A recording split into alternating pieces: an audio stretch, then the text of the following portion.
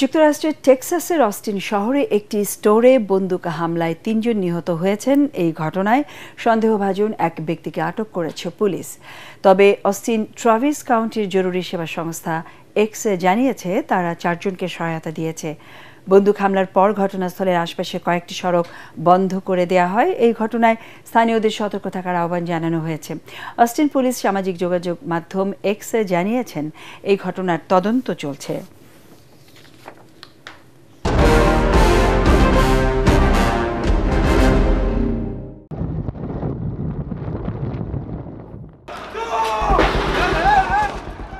ইসরায়েলের প্রধান আন্তর্জাতিক বিমানবন্দর সহ ৩টি গুরুত্বপূর্ণ স্থাপনায় ড্রোন হামলার দাবি করেছে ইয়েমেনের হুথি বিদ্রোহী গোষ্ঠী।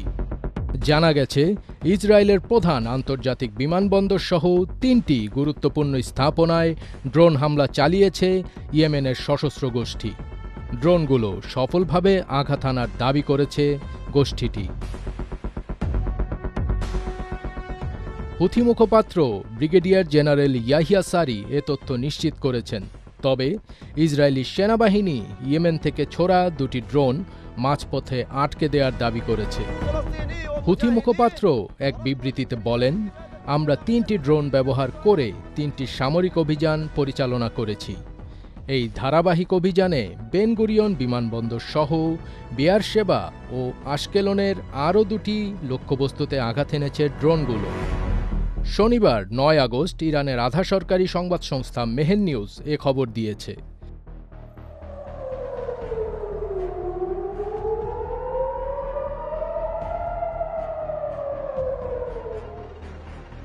তিনি বলেন, ফিলিস্তিনি জনগণ ও যোদ্ধাদের সমর্থনে এবং গাজায় ইসরায়েলের গণহত্যামূলক অপরাধ ও অবরোধের প্রতিক্রিয়ায় এই অভিযান চালানো হয়েছে।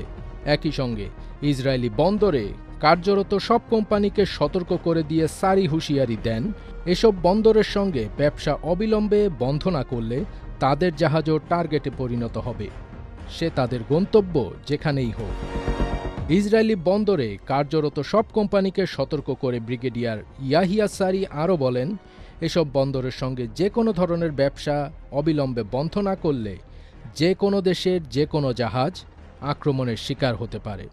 উল্লেখ্য যে ইসরায়েলি বাহিনী গাজায় স্থল অভিযান শুরুর পর থেকে ফিলিস্তিনিদের পক্ষ নিয়ে ইসরায়েলে ধারাবাহিকভাবে হামলা চালিয়ে আসছে ইয়েমেনের হুথি বিদ্রোহীরা, যার ধারাবাহিকতায় প্রায় প্রতিদিনই ইসরায়েলে ব্যালিস্টিক ক্ষেপণাস্ত্র এবং ড্রোন হামলা চালাচ্ছে হুথিরা। এছাড়া লোহিত সাগরেও ইসরায়েল বন্দরগামী সকল জাহাজকে প্রতিহত করে আসছে ইয়েমেনের হুথিরা।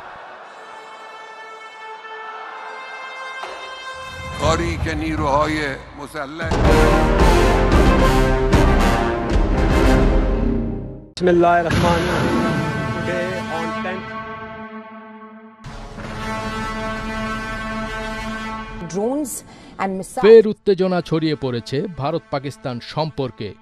সম্প্রতি ভারত এবং পাকিস্তান দুই দেশের সেনাপ্রধানই যুদ্ধের ইঙ্গিত দিয়েছেন, যার ফলে যে কোনো সময় আবারও ভারত পাকিস্তানে যুদ্ধ শুরু হতে পারে বলে জানিয়েছেন বিশেষজ্ঞরা।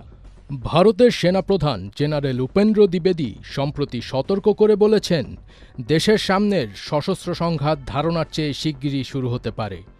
এই যুদ্ধে সফলতা পেতে সশস্ত্র বাহিনীসহ বেসামরিক নাগরিকদেরও সম্মিলিতভাবে যুদ্ধের প্রস্তুতি নিতে হবে। সোমবার ৪ আগস্ট ভারতীয় সংবাদ মাধ্যম দি প্রিন্ট প্রকাশিত প্রতিবেদনে জানানো হয়, আইআইটি মাদ্রাজে এক বক্তৃতায় জেনারেল দ্বিবেদী বলেন, যুদ্ধ শিগগিরই শুরু হতে পারে, সে অনুযায়ী আমাদের প্রস্তুত থাকতে হবে।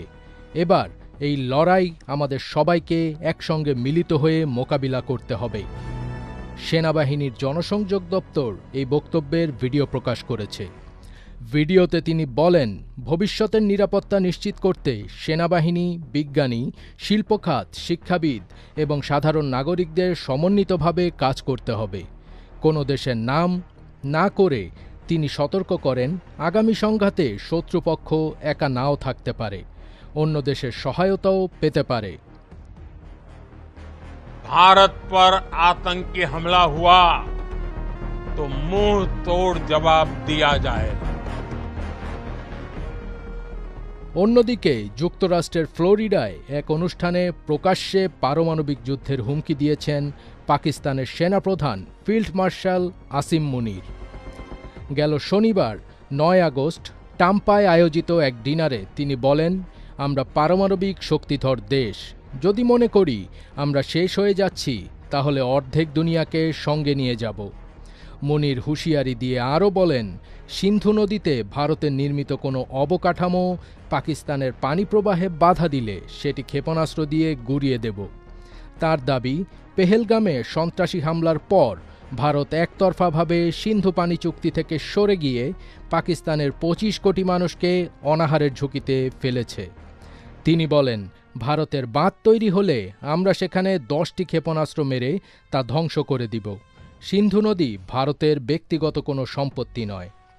ভারত পাকিস্তানের সাম্প্রতিক ৪ দিনের সংঘর্ষ প্রসঙ্গে মুনির অভিযোগ করেন, ভারত ক্ষয়ক্ষতির বিস্তারিত গোপন করেছে। তিনি হুঁশিয়ারি দিয়ে বলেন, ভবিষ্যতে ভারত আক্রমণ চালালে পাকিস্তান আরও কঠোর জবাব দেবে। আমরা ভারতের পূর্বাঞ্চল থেকে শুরু করব, এরপর পশ্চিমে অগ্রসর হব।